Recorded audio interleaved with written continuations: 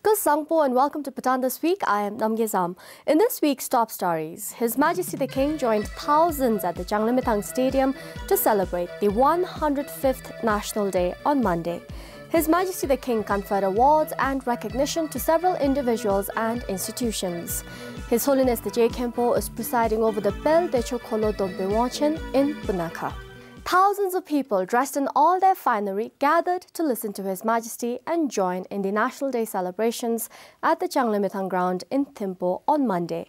Addressing the nation on the 105th National Day, His Majesty the King called upon citizens to actively participate in the process of democracy now and also in the future.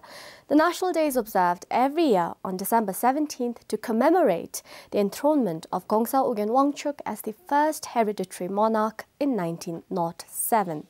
His Majesty the King also conferred red scarves and the title of Tashu to 4 individuals: Tashu Finsonobu, Tashu Ishi Wangdi, Tashu Karmayeze Reddy and Tashu Dr. Sonam Kinga.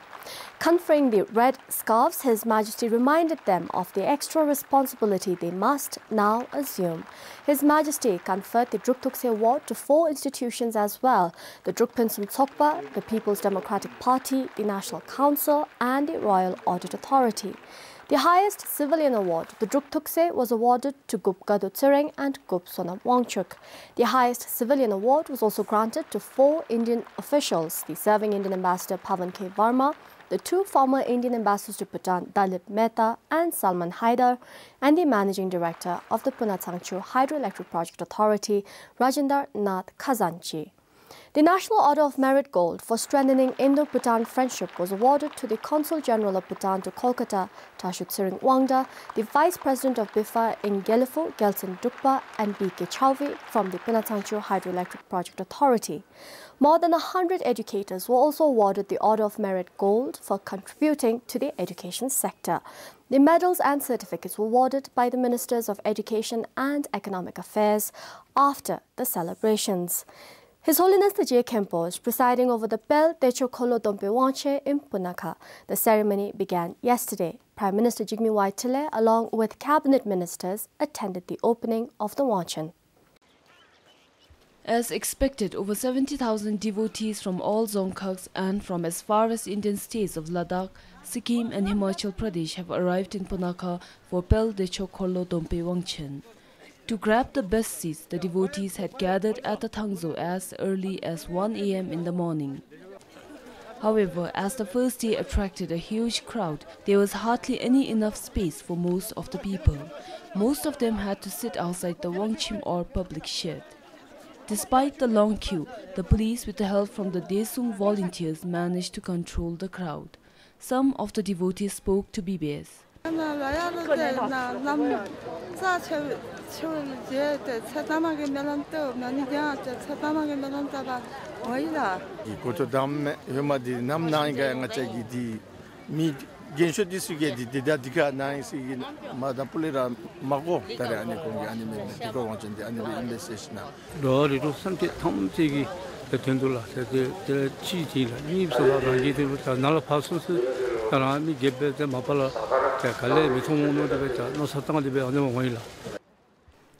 media focal person of the Wangchen, Lubin Kille Gelsen, spoke about the significance of the first day of the Wangchen. The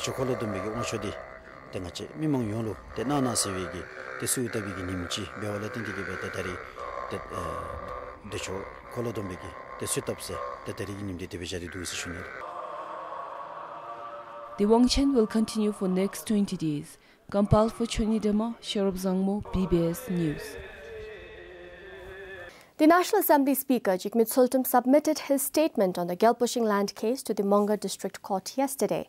The Speaker in his statement said that he did not violate any royal kasho or laws. He said the allotments were done in line with proper procedures under the command of His Majesty the 4th Druk Gyalpo through the Dzongde Chichap, the regional administrator then. He added that as Mongar Dzongda, he had allotted plots in several small towns like Senghor, Drametse, Limita and Yadi, which today are benefiting the people. His statement also questioned the ACC's right to bring the case to court. The next hearing is scheduled for 7th January. The stone crushing and quarry at Homdar in Tingtibi in Shemgang has become an issue of dispute. At the heart of the dispute is the construction of the road leading to the quarry site. The road construction is said to be quite haphazard. The construction of the 4-kilometer road leading to the stone crushing and quarry site in Homdar has become a concern for the residents of Tingtibi and other nearby villages. Construction debris has been dumped into Dakpe River. Tingtibi residents are worried that this might divert the course of river towards Tingtibi. If this happens, it would expose them to flooding risks during monsoon. The contractor, however, is blaming the site of the road. He said the site is such that it is difficult to prevent construction debris from falling into the river. He said he had even approached NRDCL to withdraw his contract. Given this situation, the works at the quarry site and the road construction have been temporarily suspended. Meanwhile, the Department of Geology and Mines have slapped NRDCL a fine of over 150,000 nultrum. The fine was charged after NRDCL used boulders from road construction without notifying the Department of Geology and Mines.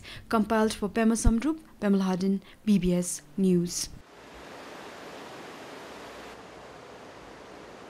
Several new cracks have been spotted on the walls of Chongsa-Dzong.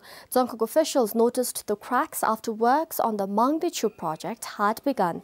Existing cracks have also become larger. The dam site of the project is located over a kilometer away from the Dzong, and the reverberations of blasts at the site are felt over the distance.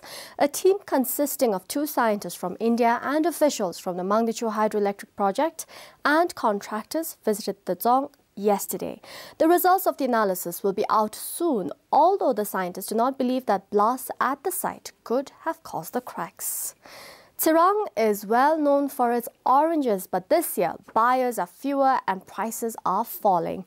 Many orange growers in the district have been left with no choice but to sell their oranges to local buyers at minimal prices.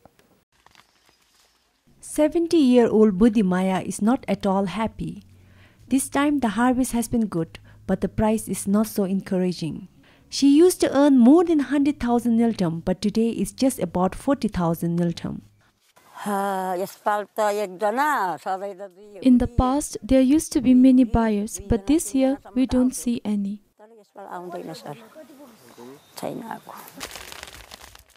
Our local buyers said some 3 years ago, buyers from Bangladesh used to pay advance to local buyers, but it has stopped with supply of oranges coming from China.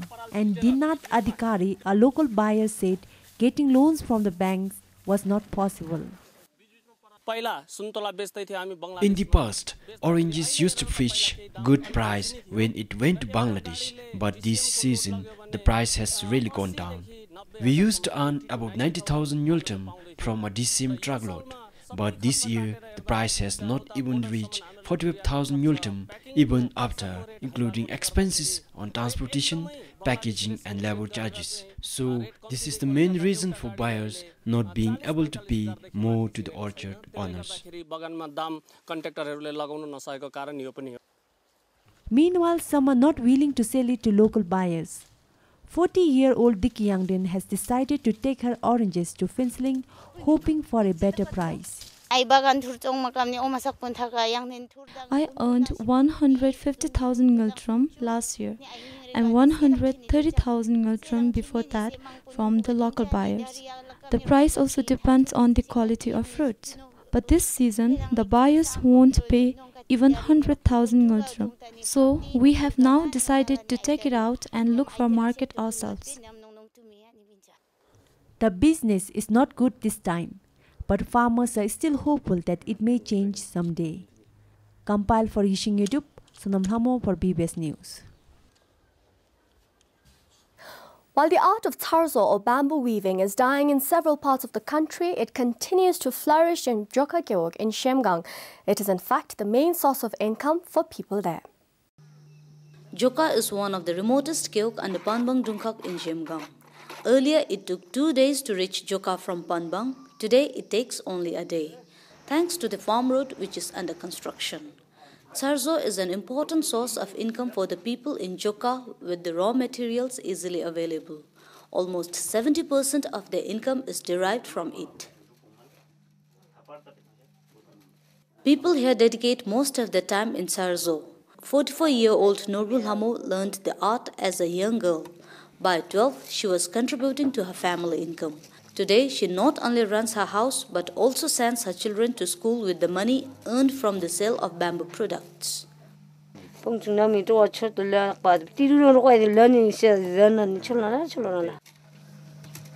Earlier, people only produced about 9 products. Today, they have diversified their products based on the demand from the people.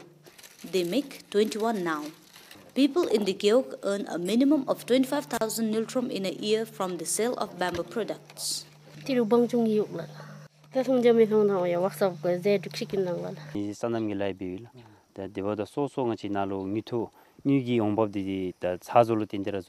do agriculture work as well. Apart from that, Sazo is an important source of income. People earn around 20 to 25,000 niltrom in a year. But there is around 5 or 6 people who do nothing but bamboo weaving. They earn between 70 to 80,000 niltrom.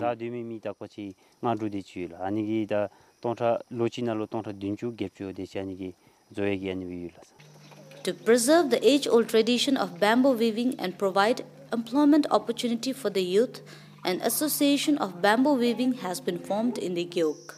Construction of a house for the association is also underway. It has been an important source of income since our parents' time. So to preserve the art and to enhance the quality of product, the association was formed. It also creates job opportunities. The association also plans to give Sarzo training to the youth during winter vacation. Products made here are sold in Thimphu, Paro, Punakha and Bumthang. Compiled for Phuba, Ishore Guru, BBS News, Gilifu. To cut down on printing mobile vouchers and to provide better banking services, the Bhutan Telecom, in partnership with the Bhutan National Bank, launched B-Wallet services last week. B-Mobile users will no longer have to run to shops to recharge their mobile voucher or rush to banks to transfer their cash. All these services will now be available on their fingertips. B-Wallet services will provide facilities to recharge one's mobile vouchers and transfer cash using cell phones. This service was launched by the Minister for Information and Communications. The Chief Executive Officer of Bhutan Telecom, Nidup Dorji, said besides providing better services, it will also help cut down on expenses for printing mobile vouchers. Expenses are also quite large actually. I mean, because for each card that we print, we pay more than 65 chatrams, for each card. So it's turning out to be quite expensive for us. And also, people throw these scratch cards everywhere, although we try to educate our users not to do that. Bhutan Telecom printed a total of 26 million mobile vouchers card this year alone. According to the Chief Executive Officer of the Bhutan National Bank, besides better banking services, it will also help make Bhutan a cashless society. Where they can access to the top-up, and they can also transfer money from one account to the another account without physically being in the bank or buying vouchers from the shops. So that convenience is there for the remote areas and also people who are within the cities where people don't have to travel to the bank or even to the shop to find a voucher. He added similar plans to provide such services to help customers pay their water or electricity bill through cell phones are also in the pipeline. Your account has been recharged successfully with new 50 SMS. Compiled for Pema Tsuki, this is Tara Limbu for BBS News.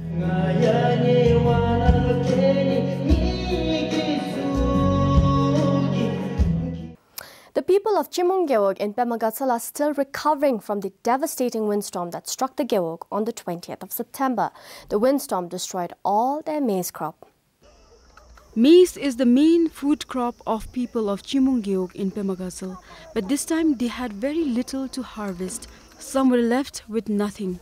The yield fell drastically after windstorm lashed maize fields in the Geok in September. Some 115 acres of maize fields belonging to over 60 households were flattened by the storm.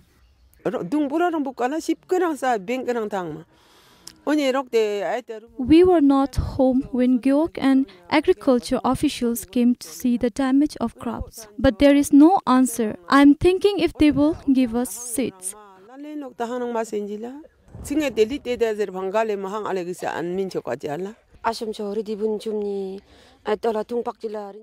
The maize crops are entirely damaged. There's nothing left to eat. I wish to have a bountiful harvest this time, but the windstorm destroyed all the crops.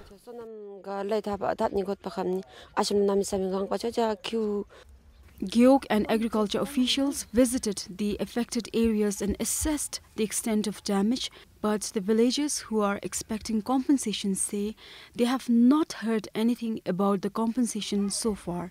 Meanwhile, the Geok officials said a detailed report of the destruction has been submitted to the Dzongkhag. We don't get time to go to the agriculture office, and sometimes when we visit the office, the officials are gone to other places.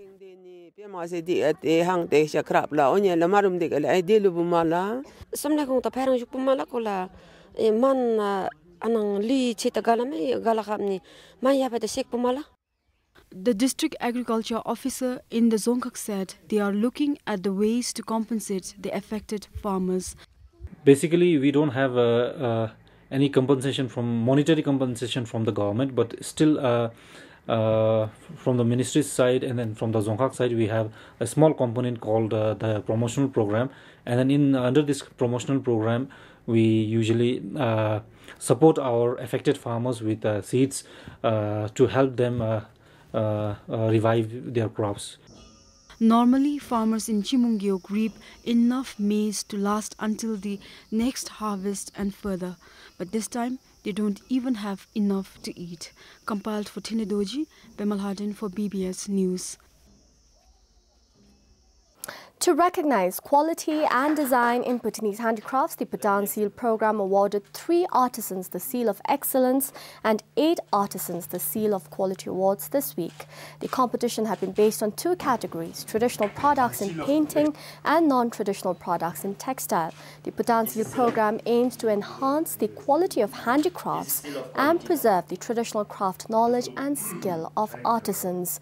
The program was initiated by the Department of Trade under the Ministry of Economic Affairs with financial support from the UNDP.